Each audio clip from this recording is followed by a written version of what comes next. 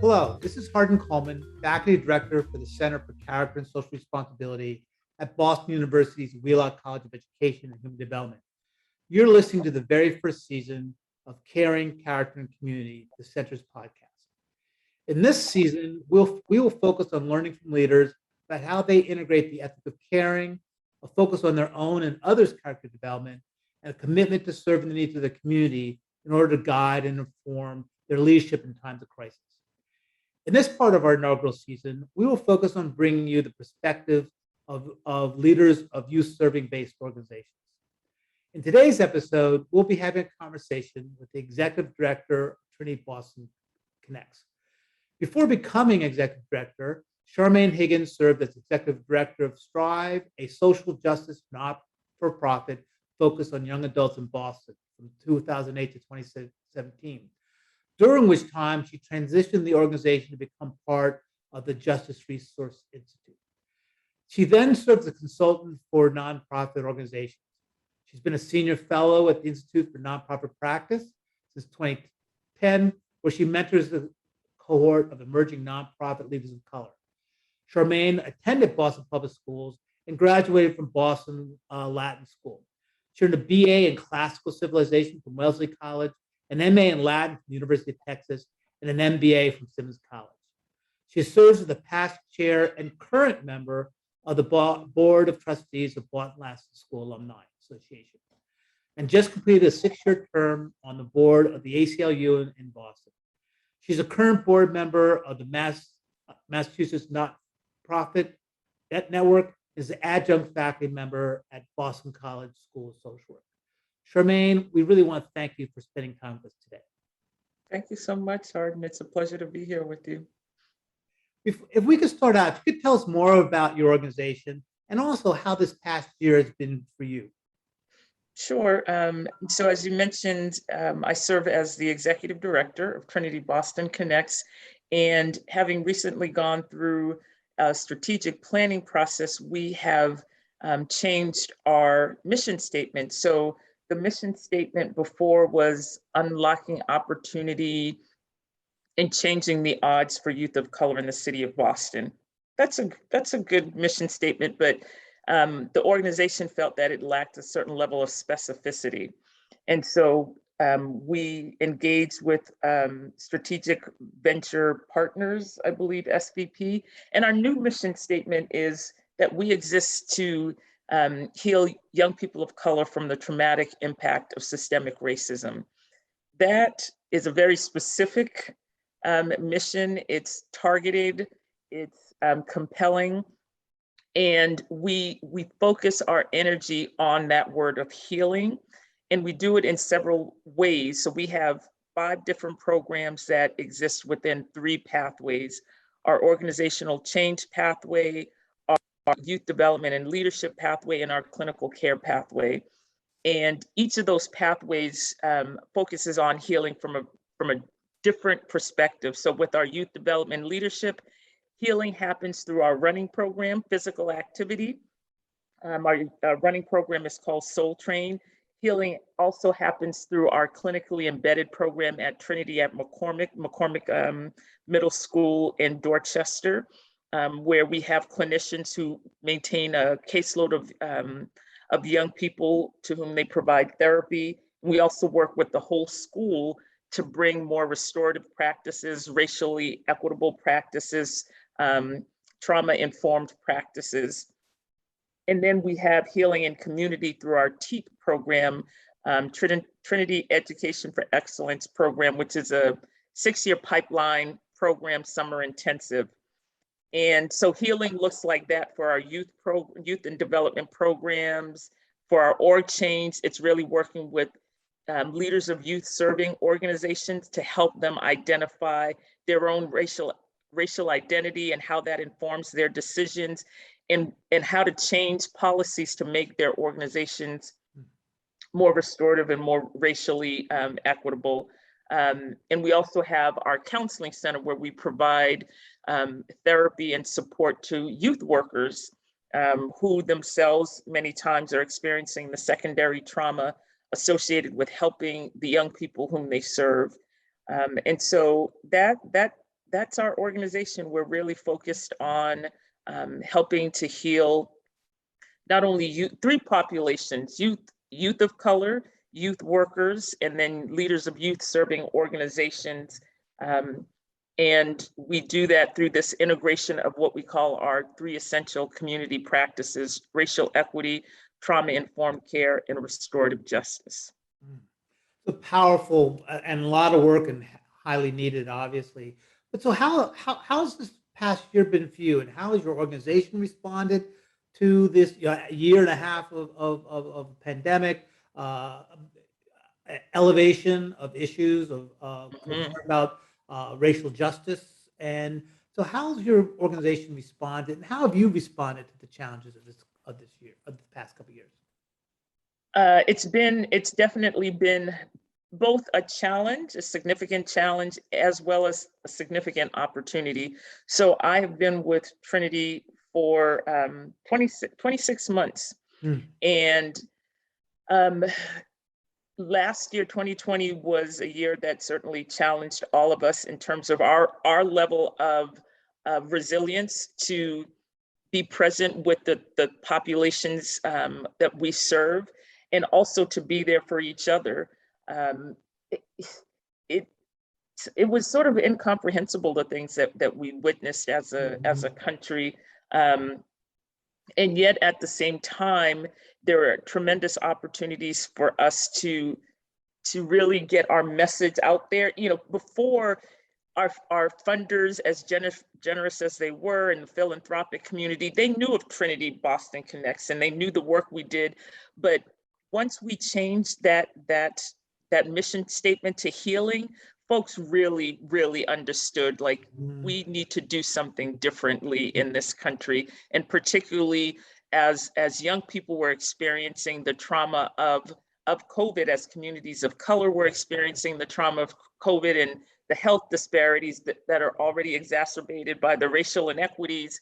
And so we really tried to hone in on that healing work. We did that internally. We provided what we call Wellness Wednesdays. Through our generous funders, we were able to provide COVID stipends to our staff, Oh, and certainly um, provided even therapy to some of our youth workers in our own program. So the T mhm. program, for instance. And so it was a year of tremendous challenge, and tremendous opportunity. Yeah. It's amazing. So, as you may know, I've been in the school counseling role for most of my professional career, and I entered the field just when providing social emotional support was being pushed to the side with an emphasis on academic performance. And so it's been sadly encouraging to see this re-understanding that if we really want our children to flourish, we have to take care of ourselves, Oh and my so gosh. and we have to provide opportunities for them to be cared for beyond their performance as future citizens. So with that, I'm wondering, how does care and being caring play into your decision making as a leader? That's a great question. Um, I have a saying at the organization that I try to be, and I certainly want our organization to be a hot organization, and I want to be a hot leader: humble, open, and transparent. And for me, that means in the decisions that I make, I really try my best to involve the entire organization. I try to help people understand how I came to a decision, and more often than not, the decisions that are made for the organization are made through an iterative process, where we'll start with our executive team, which is myself, Sheila Peterson, who's our Chief Development Officer, and Rebecca Jackson, who's our Chief Program Officer, and we'll slog it out, and then we'll bring our best thinking to our leadership team, and Mhm. then we'll slog it out some more, and then we'll bring it to our all staff, and then to our board. And we really try to lead with, we can't talk about teaching other organizations how to be trauma informed and how to be restorative and how to be racially equitable if we're not doing that ourselves. Yeah. And so that we have to practice what we preach, and we hold ourselves to an even higher standard of care. And so, it's about thinking first about the safety and well-being, not just the physical safety, but also the mental, emotional safety and well-being of our staff and of my colleagues. And so that means that sometimes, folks have to really figure out how they work best in this environment. And Yeah. do they need to start their days a little later to ease into the day? Do they need to start, leave work, turn off their computers a little later or a little earlier? We try to certainly, there's certainly work to be done, but how that work is done, we try to leave it very much to the discretion of the program directors as they work with their teams, with an emphasis on, just checking in with folks. All of our meetings, we start with a mindful moment where we breathe, where we, just literally listen to each other and check in with each other. And we always make room for questions, concerns. We always have meeting agendas, but it's like things come up and people are experiencing things and have questions. And so, I'm always, I feel like if I take good care of my team, then they in turn will do their jobs to the best of their ability and take care of the folks with whom we interact and the young people whom we serve in the city. It feels to me that you're suggesting that caring in your world is a very practical decisions about what you need to do to create conditions for others to flourish as they need it, not as they should, but as it's Yes. meaningful to them. Yes. I was listening to a speaker a couple of weeks ago, and talking about the 5 love languages and how, like, we have to love and care for people in the way that they need it. Not just because my love language is, gifts or something like that. That doesn't mean that your love language is receiving gifts. It could be acts of service. And so I try to spend time with our colleagues to really ask them, like, how are you doing? What's going on with your family?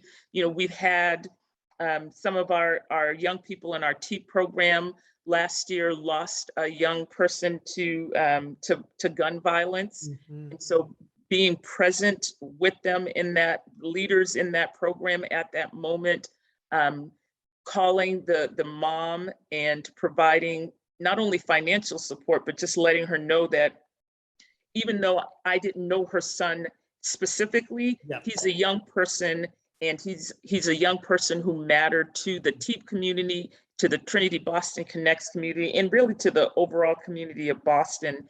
And so it's being intentional. Caring is not just sort of flippantly like, oh, I care about everybody. It's like, no, how do I care for Hardin? How do I care for Rebecca? How do I care for on and on and on? Yeah. So that feels to me very demanding, emotionally demanding. And so how is that ethic of caring as you're practicing it challenged? Where does that become a challenge to your leadership as well? We can hear how it facilitates leadership, builds community, builds a sense of culture, builds a sense of appreciation. But where is that ethic challenged in your practice? It's challenged when we're not holding ourselves to the high standard in terms of the quality of work that we're doing. When colleagues, when we get complacent and almost sort of there's this sort of resignation, like, well, this is all I can do. I can't do anymore. It is COVID. There's racism.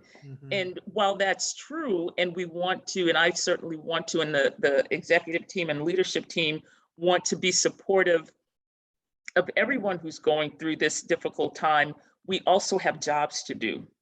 And so whenever that care and concern, it should never be in opposition, because to care for someone is also to hold them accountable.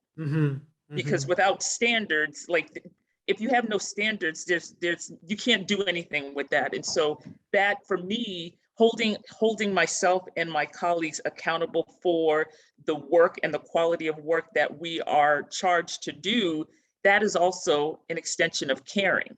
Yeah. You know, the Ed Vesters did a multiple-year study of they had that School of the Move prize, where they recognized the top performing schools in Boston who've been high performing for over a 5-year period.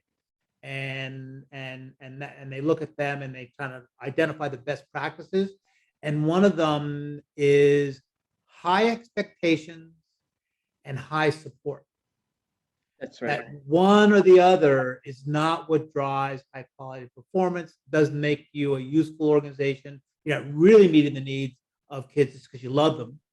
But if you love them, but just having high expectations without caring for them is also not a way that all kids get served. So it sounds That's like right. in your work as a leader, having high expectations and high care are important, but that can be challenging. Expectations Yes. are not always experienced as being caring. Yeah, absolutely. Absolutely. It's almost like, I think of it as like truth and grace. So we have to extend grace to our colleagues, grace to ourselves and each other as we're doing this challenging work. And at the same time, there has to be truth. There has to be this emphasis on, you're not meeting expectations. You know, you're not providing the quality of service that we have to provide, because there are communities that are relying on us. And so we have to have truth and grace. We have to have high accountability and high care too. Yeah. I see them as similar. Well, that leads me to the next question, because part of what you're suggesting is a certain level of authenticity and honesty that's part of the work as well. And that makes me think about the word character, right there, the word character. And so what does that mean to you? What does that word mean to you? And how do you see having or being of character playing into your decision making as a leader? Character, for me, is really everything. And again, I go back to that acronym: humble, open, transparent. The Charmane you see right now is the same Charmane you'll see in the grocery store. It's the same Charmane you'll see at TBC, at the same. There has to, for me, character means consistency. Character means integrity, which is really wholeness. And so for me, how I move and am in the world has to be consistent and has to be built on integrity. And so everything that I try to do, whether it's, how I am as a daughter or sister or friend, or as I serve as an executive director, like what you see is what you get. Yeah. And that also means that I own my mistakes. I think sometimes in our world, in our work, especially as leaders, we believe the sense that, okay, we should have all the answers, and that somehow our colleagues think that if we make a mistake, that somehow we're not credible leaders. And I think that it's in our vulnerability that we show our credibility, that we show our character, that we show our humanity, and that's what people can attach to. It's not this sort of it's not like, we're all imperfect. We're all imperfect, and so why not start there and build from there, build a level of consistency in your character and how you care for people, how you hold them accountable, how you share decision-making processes, how you bring people in. That's incredibly important to me, because at the end of the day, if I can't look myself in the face at the end of the day and say, Charmane, you did the best you could and you showed up as you are in your authentic self, then that's a problem, because I got to live with me. That's right. So can you give me this example of when being that authentic self present with your colleagues and the people you serve and demonstrating that kind of as you say, integrity of consistency has worked really well for you. It had led to a really useful outcome for you or your organization. And also an example where it didn't work so well.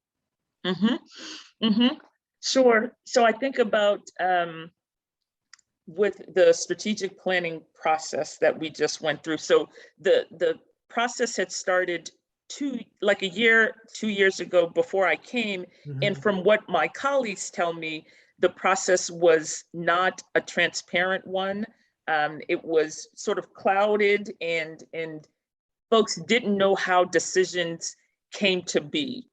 And felt that there were times where questions weren't being answered, and all of that it was just murky.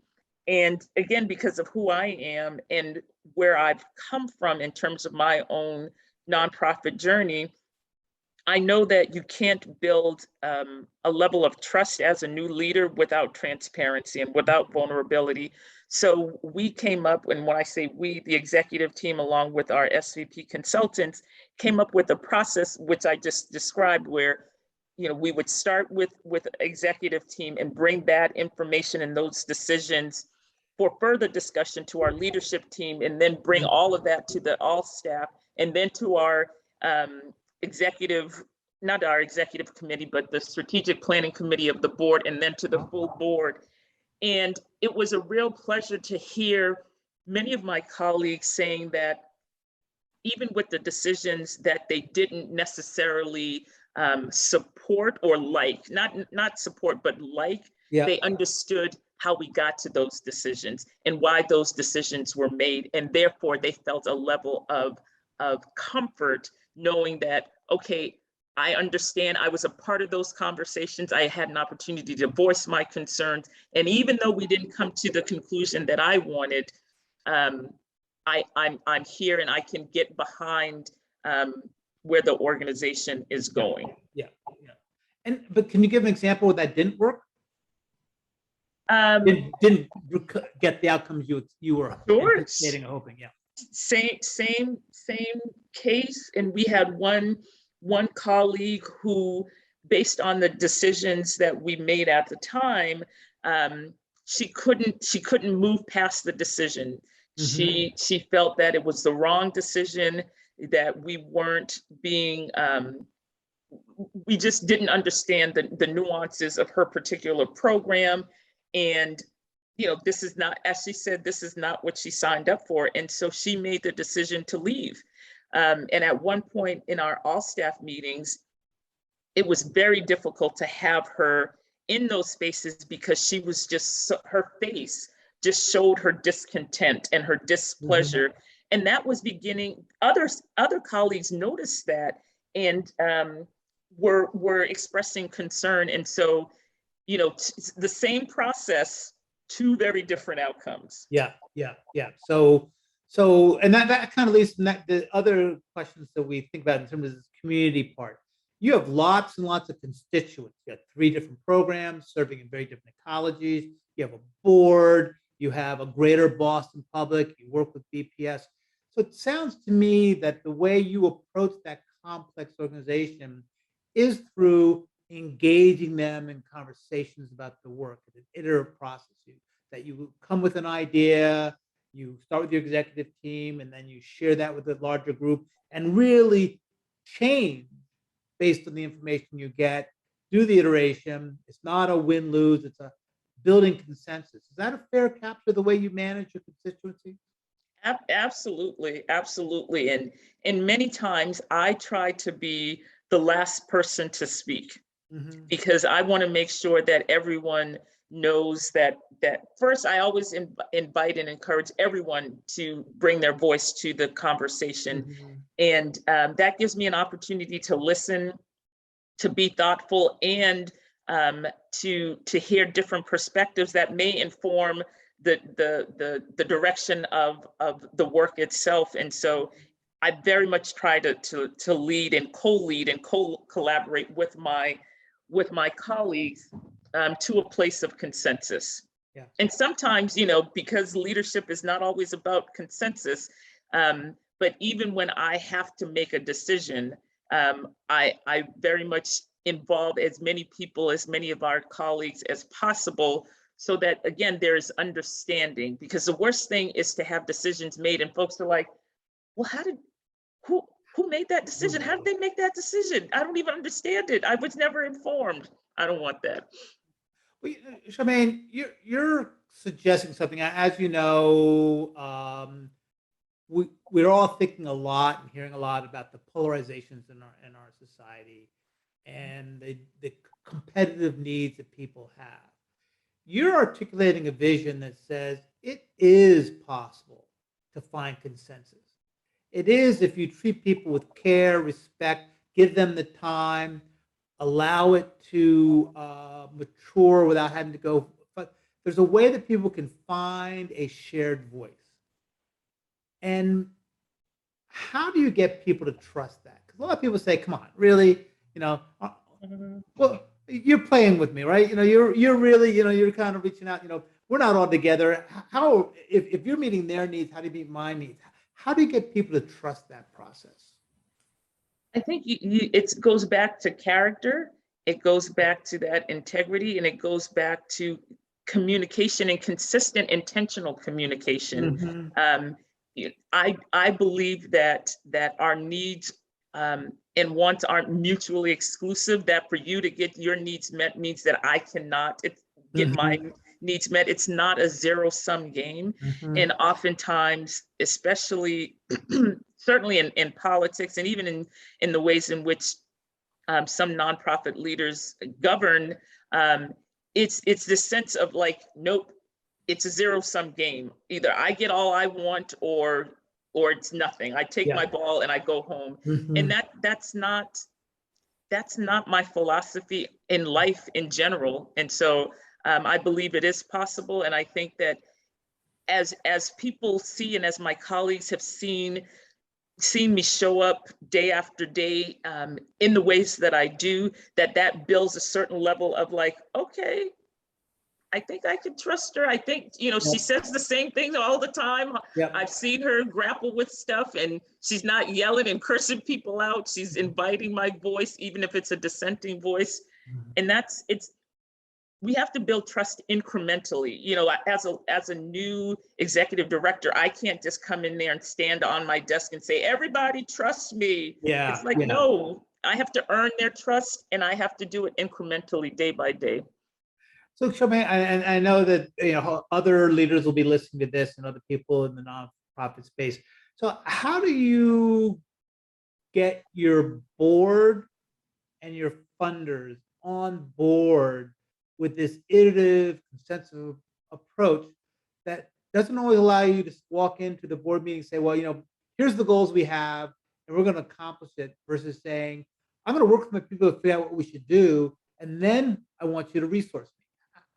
Do people buy it? How do you get people to buy into that? I think, well, people have bought into it. I think it's an issue and a question of authenticity. Mhm.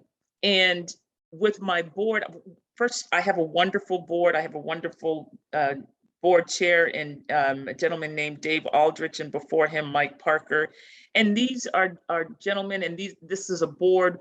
One, we have a diverse board. We have different industries represented, life experiences, also race, gender, all of that. And I think that what they look to me to bring is a level of integrity, a high level of quality, and accountability.